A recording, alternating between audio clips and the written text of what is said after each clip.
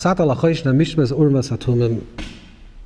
Torah talks in Parshas Titzavah about the breastplate, the Choshen HaMishpat, which had the Urim v'Tumim. What is the Urim v'Tumim? Urim v'Tumim, or according to Rashi writes this in the commentary of the Chumash. Rashi says that Urim v'Tumim was a small piece of parchment, had the name Shem Tov, name of Hashem, that was placed underneath the stones in the breastplate.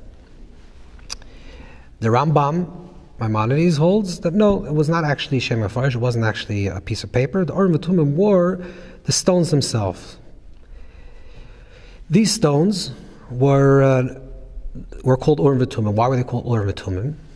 Because when, in the times of the first Beis Hamikdash, time of the first temple, the Urim v'Tumim didn't function during the second temple, or the parchment was lost, they weren't able to recreate it, or it didn't have this special power.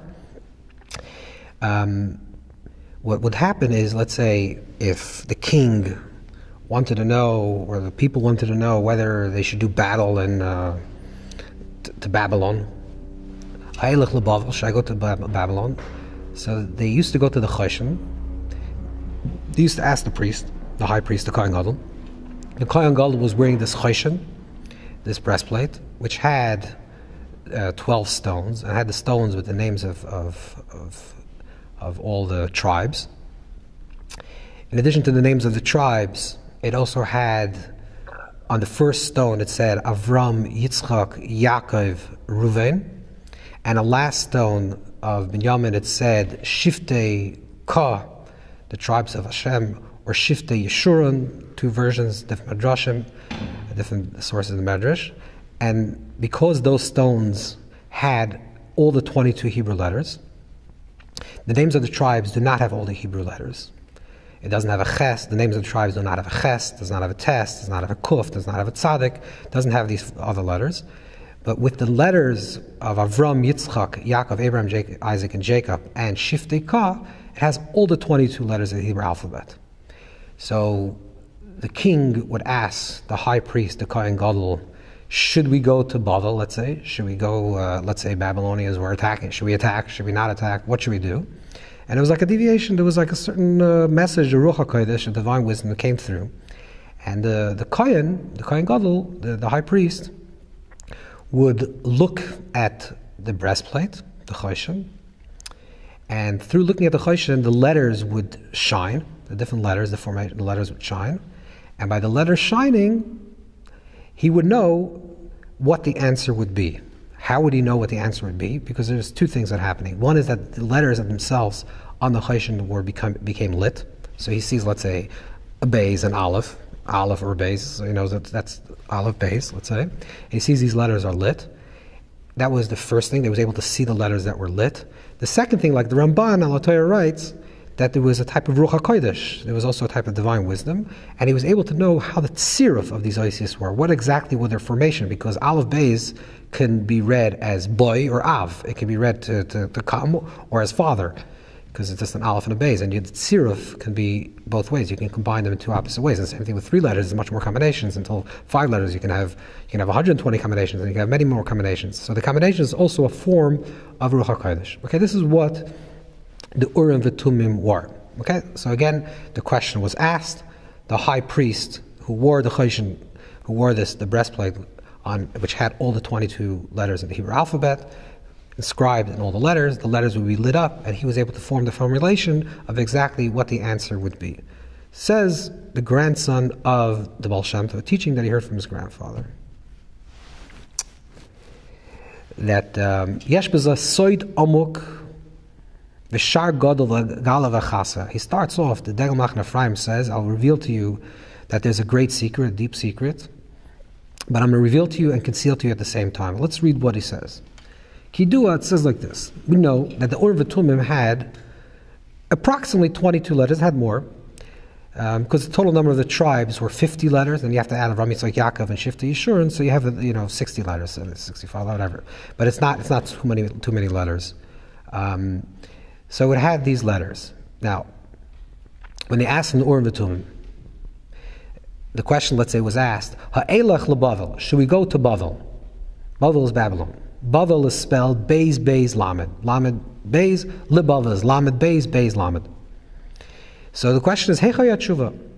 How was the answer? If you say that there's one Beis, or one Lamed, or one Gimel, or one Aleph in the entire letters, and one letter shined.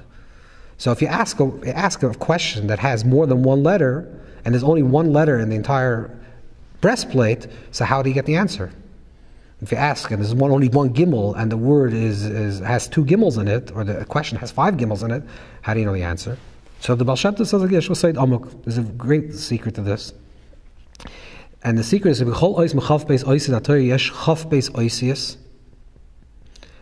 besides the letter Mem.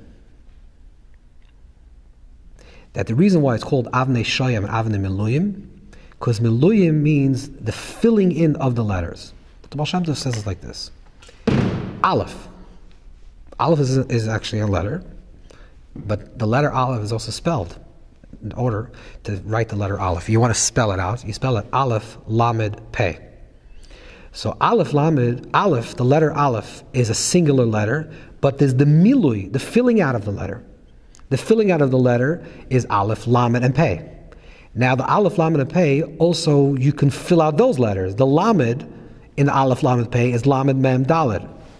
And the Lamed, Mem, Daled of that letter is the Mem is Mem, Mem, and Daled is Daled, Lamed, Tov, and Tov is Tov, Pei. You're following? And Pei is Pei, Yud. In other words, the letters actually, all the letters actually contain multiple letters. That's the miluyim of the letters, the filling of the letters. Besides the letter Mem. Mem actually has no filling letter, because Mem is spelled Mem, Mem. So the filling of the letter Mem is Mem, Mem. This is what the Baal Shem Tov says. Actually, it's brought down in Kli Yakar, it's brought down it's brought down even in Rishonim, that also Nun is Nun Nun. It depends how you spell Nun, and also Vav can be spelled just Vav Vav. That's why the word Mammon, for example, is Mem, Mem, Vav Vav, Nun Nun, which means it's a repetition of itself. Mem, Mem, Vav, Vav, Nun, Nun. Mammon is spelled Mem, Mem, Vav, Nun, which means that Oyev Kesel Lo Yisbek Kesel, a person has money and never satisfies money, because it's just a repetition, it's a cycle. It's a vicious cycle. Okay, but also Mon, this incidentally also has Mem, Nun, which is a type of spiritual insatiability. Okay, let's hold that for aside a second. So the Baal Shem Tov's teaching is that the letters, the way the Kohen Gadol was able to read the letters, the Avnei Miluyim, the letters that were filling, is that not only did he look at the letters and he saw the letters themselves, but he was able to see the Milui of the letters, the filling of those letters, the filling of those letters, and the filling of those letters. This is the teaching. Now, superficially, just you read this teaching very quickly, it doesn't seem like there's a big side, a big secret. Okay, it's a pshat, it's an interpretation, that in order for the Kohen to know an answer to a question that had more than one letter, let's say Bavel that has 2 lameds, and Libavel to go to Bavel which has 2 bases and 2 lameds. So the Baal Shem Tov is saying that these letters were the filling in of letters, even though it had X amount of letters and only had a certain amount of letters on the breastplates, the 50 letters of the Shvatim, together with Avram, Yitzchak, Yaakov, Shifti, Yishur, and only had those letters. Still, each letter had multiple letters, adding infinite amount of letters. So therefore, you can make many different combinations. What's the oimek? Because the Degel tells us, the grandson of the Baal Shem says that he's going to reveal a little bit and conceal even more. What is he concealing? What is he revealing? So we could say his understanding of the Baal Shem Tov is like this. The whole world is a teaching that's based on Sefer Yetzirah, but we find it very strongly in the Talmidei of Baal Shem, the students of the Baal Shem. This is brought down the Moreh Nayim, and Alter Rebbe writes in Shari Yichud Emunah that the whole world is full of letters, which means like this. Everything in creation is created through divine speech. The world was created through divine speech, which speaks about in the beginning of the Torah, the world was created through 10 utterances.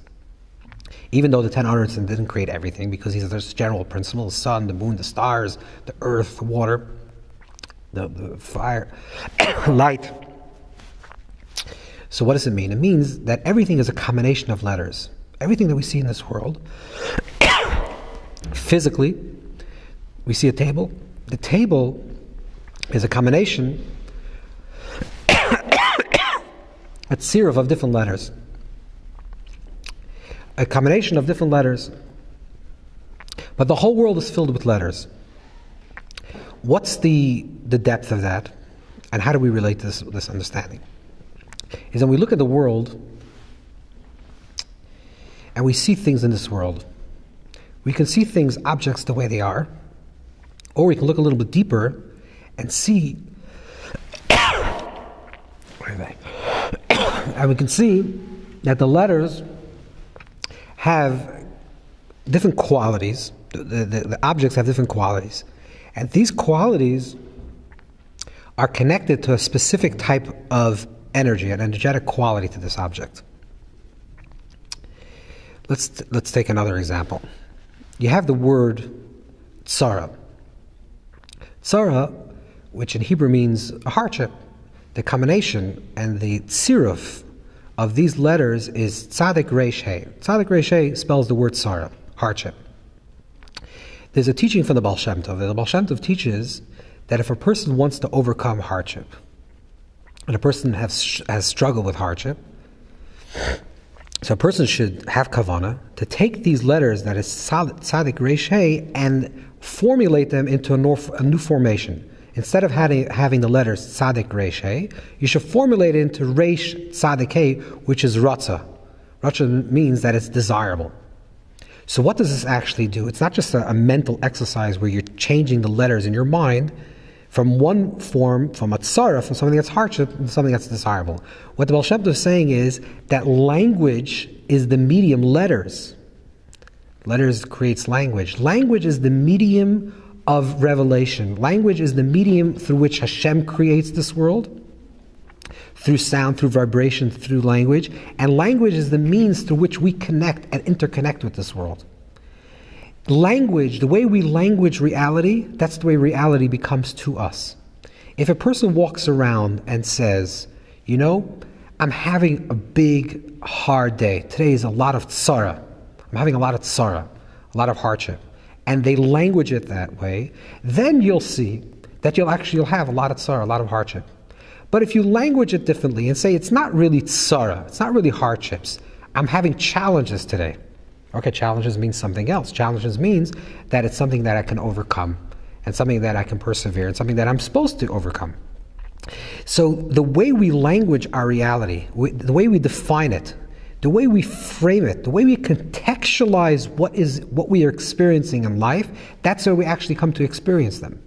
That's the wisdom of the high priest, the Kohen Gadol, who was able to see the Avnei Miluyim and the correct sirufim, was able to see the formation of the letters in the Choshen, and that, when he saw the correct formation and the correct form of the letters, it was a form of Mashiach, it was a form of redemption.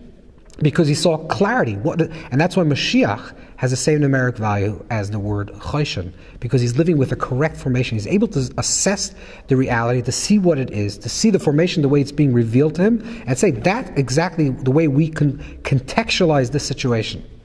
If a person has incorrect evaluation and an incorrect way of contextualizing his life and giving language in a proper way, so the same situation can actually become nachash. Same letters, chashinun, nun chashin. The same letter that spelled the word choshen, which is the breastplate, can be also the word for snake, which represents the world of fantasy and confusion and obscurity and opaqueness. Because if you're reading the world in a correct manner, then it's redemptive. It's redemptive for you, and it's redemptive for everyone around you. If you're reading the world in an incorrect manner, if you're making the wrong tzirufim of this world, then your life is a living Gehenna. Your life is full of hardship, and full of difficulties, and full of just issues. Why? Because if you contextualize your life and you speak your life and you say, this is the way my life is in language, and that's the tziruf, that you combine those tzirufim, that's the way you're formulating your life, then you actually experience that. So it could be Mashiach, or it could be Nachash, a person living with a higher intuition. Of course, that will be a form of Mashiach, that's the Ruach HaKodesh. How do we know how to contextualize our life? How do we know how to make the correct tzirufim? So that's why we have the Urim V'Tumim presently. The Urim V'Tumim that we have now is the Torah. The Torah gives us the lens through which we can appreciate life and gives us the proper perspective how we're supposed to deal with life situations. If I have the right mindset and the right understanding how I'm supposed to live my life, because I look into the Torah and say, what is the Torah guiding me? How am I supposed to live my life? What is the purpose of my life? Why are these things happening to me? How can I enrich my life? Using the blueprint of what the Torah has to give me, then I use those letters of the Torah, that revelation of the letters of the divine wisdom through the Torah, and I'm able to now superimpose that vision of letters, of those formations, into everything that I see. I'm able to see then the correct and the proper combinations of letters. I'm able to see that this is not necessarily a tzara, this is not necessarily a hardship, this is something that actually is desirable, because this is something that I can learn from, I can grow from, this is something that will make me into a better person, and I can find a sliver of light and of hope and of redemption in every single experience. And that is maybe what the Baal Shem Tov is teaching us. He's teaching us that every single thing in this world, not just the breastplate is the metaphor, the grand metaphor of everything, and the Urim is the Torah itself, that everything in this world is expressing something, letters upon letters upon letters, everything is full of oisius. And it's our task to look and to find the correct sirufim of the oisius, the correct combinations of the oisius, the correct way and the holy way and the higher way of how do we contextualize our life, how do we frame things in a holy manner, in a correct manner that will be benefit for ourselves and people and benefit for the people around us. And that's the correct way of how we're supposed to read the Urim V'Tumim, we're supposed to read the letters that are found throughout this world. Okay.